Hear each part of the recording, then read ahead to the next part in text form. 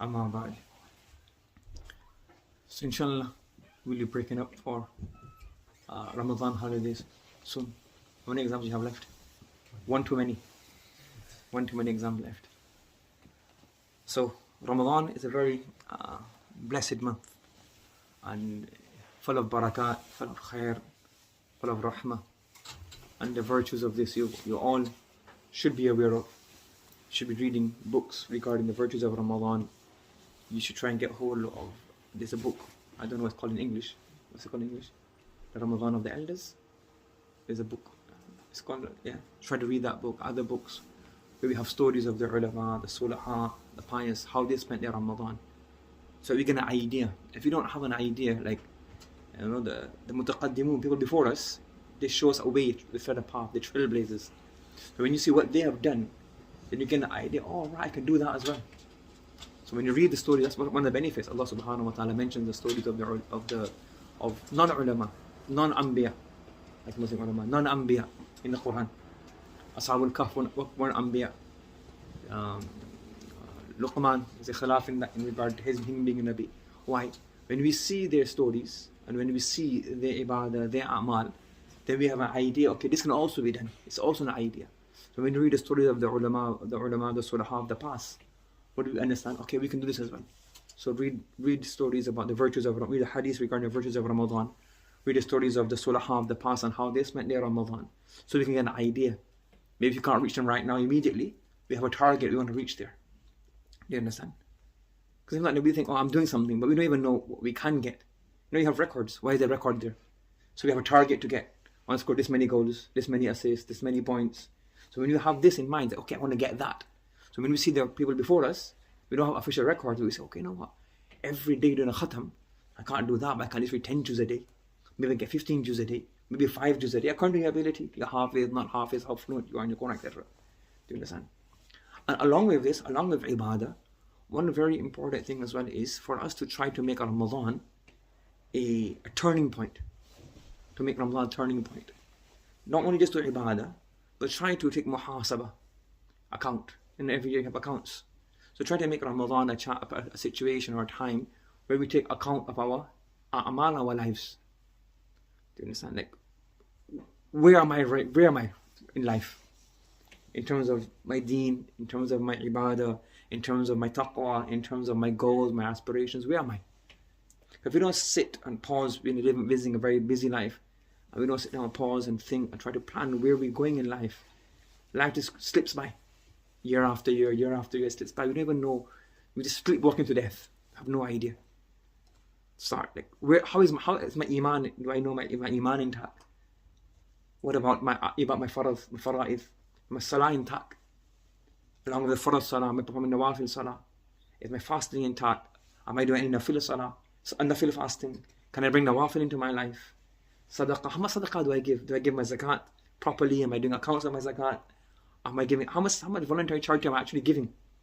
If you don't make a record, you think, oh, I give sadaqah. How much do you give? I don't know. And then you realize, no, it's nothing. You give £10 a whole year. £1 a couple of one Jummah you give it here, one Jummah you give there, like 10, 20, 30 pounds. You spend 20 times more takeaway than you spend on nothing. That happens. You don't realize. One of the key, and you look in Islam, I've mentioned this before. Umar radiallahu ta'ala, he said, Hasibu anfusakum qabla an tuhasabu. Do hisab now in this dunya before al-hisab is taken from you on the day of Qiyamah. And even look at all those productivity books, what they all say. Keep a journal, keep records. Why? This helps motivate you, keep track of what you're achieving, what you're not achieving. So when you do muhasabah, you realize, you know what, my sadaqah is very poor, I'm not really giving much. Tilawah, this tilawah, my tilawah place, I'm actually doing tilawah. And you have to remember that shaitan, he will never come to me and you and say, do you know what, rest of your life, you're just going to read 5 juz. We'll never say, no, I'm not going to read 5 juz of Quran the whole life. Like, out of Ramadan, just read 5 juz, rest of it until you die. You say, no, that's you crazy. 5 juz the whole life. But if you realize, well, take a target, look and analyze your last 10 years, 15 years, 20 years, how much Quran you've read out of Ramadan, and based on an average, that's how much you're going to target. Because you read Ramadan a bit. After Ramadan, read 1 day after Ramadan, 2 days after Ramadan, you stop. And you don't read the Quran for the whole year. Next Ramadan comes, you read a bit in Ramadan, and after Ramadan, you read 1-2 days again. So on that target, you end up reading 5 juz a whole year. But that's what happens. A whole life goes by. Somebody asks you, how many times you want to go for Umrah in your whole life?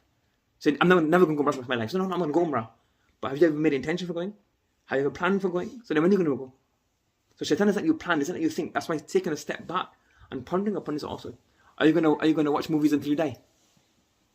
So no, I'm not going to do that. Well, when you plan on stopping? You shouldn't go to movies, but if you do it, when you do tawbah, you listen to music, so I'm this young boy, 15, 16. It's a bad habit. But when are you going to stop? So if shaitan comes and says, you know what, until you die, listen to music. You say, no, I'm not going to do that. But he never lets you think, you know what, I need to stop this. This is ridiculous. I can't stop this. I never pray salah. When are you going to stop praying salah? Shaitan never lets you think about the long term, long picture. That's why you sit back and say, you know what, for the last 5 years, 10 years, 15 years, 20 years, 6 years, whatever, what have I been doing? You understand? So the kahf on Fridays, shaitan comes to you and say, no pray ever. Say, no, I'm not going to. But when did you read it? You read it the last year. How many times have you read it?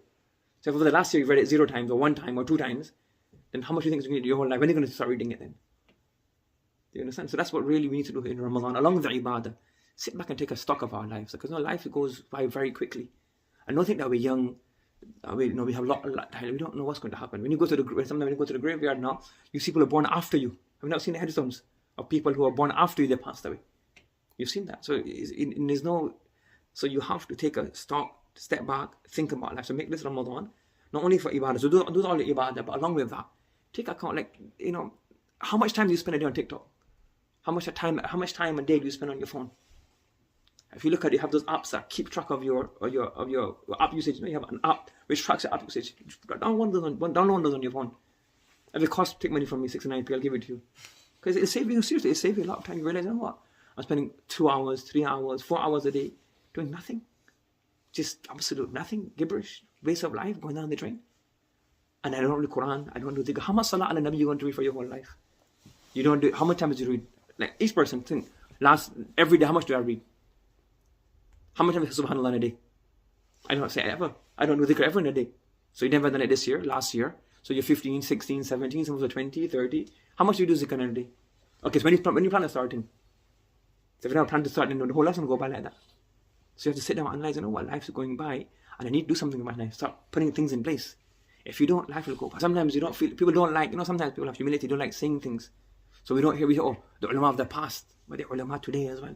The sulahat today as well. The people today, in the UK, in America, in Australia, in India, in Pakistan, normal. Not everybody from Makkah, Medina. Or from, we think the ulama, people all over the world, they're doing things. If you write them down, it's like people from the past. But you have to see this. If you don't know about this, you think, so it's good. But people are right now today living people. There's some people that just do so much tilawah, so much dhikr. Some people, it's just beyond our understanding. Some people are young, some people are old. But if you don't know about these things, you're aware of these things, you wouldn't realize that I can also reach this. So in Ramadan, along with lots of ibadah in Ramadan, tilawah, dhikr, lots of dua to Allah subhanahu wa ta'ala, tahajjud, spend your time properly. And along with that, sit down and analyze your life. Me as well, I talk to myself first. Let's analyze our lives. So how long do you think you're going to live? And what do you want to achieve in this? In terms of your salah, how punctual are you in salah? Salah, the farad salah, salah jama'ah, nawafil salah, tahajjud, nawafil, like salah al-duha. We've read in a hadith, salah al-duha. But I don't pray. So when am I going to pray? I must live my whole life. If shaitan comes to me and say, well, rest of your life you're not going to pray salah al-duha. I'll say, no, but I don't even think about it. So when am I going to pray? If you ever think, salah al-tahajjud, when is it going to come out? If you want to pray, when are you going to pray? Yes. Then nafil fast. If you don't do nafil fast, then when are you going to start doing nafil fast? Do you plan to spend your whole life? They say, well, you have no nafil fast in your whole a'mal. There's not a single nafil fast in there. Is that what you want to? Dhikr. And remember dhikr, like when you do dhikr, it's so simple. And remember, it builds up accumulates over years and decades. So you become negligent. You don't know dhikr. You don't have a fixed amount, a target. One day goes by, you're 15, 16, 17, 18, reach 30, 40, 50, 60. But when you get to 40, you realize, I'm 2 decades behind somebody else. No matter 2 decades of dhikr, how much your amal are zero compared to that person. So on the Al-Qalam, it's nothing but regret. Tilawah, what is tilawah? Juz every day, 1 juz every day, 2 juz every day, half, 3 juz every day. He's doing tilawah, you don't do tilawah, you don't want the Quran. On the Al-Qalam, you're going to be so regretful that I got nothing. And even dunya, when you start to open your eyes, you're regretful that, I saved my life. Everything is going to have regret. So before that regret comes in this world and the hereafter, let us try to take some time out and do muhasabah of ourselves, muhasabah of our lives, set targets, set goals, set ambitions, and change our ways. Yes, maybe not, even if you're doing bad, stop the bad, stop the evil. And remember, when you get older, things don't get easier. The habits, anybody who's in psychology or who studied all these things, the more you do something, what happens? The easier, the more it becomes ingrained in you. So don't think, oh, I'm young, so when I get old, I'll stop. It doesn't work like that. It doesn't work like that. It becomes more of a habit. It becomes harder to kick. When you're young, inculcate good habits, they become good habits. Yes? And start doing these things. If you're doing bad, stop your ways. And if you're doing good, you're average, they're trying to get better.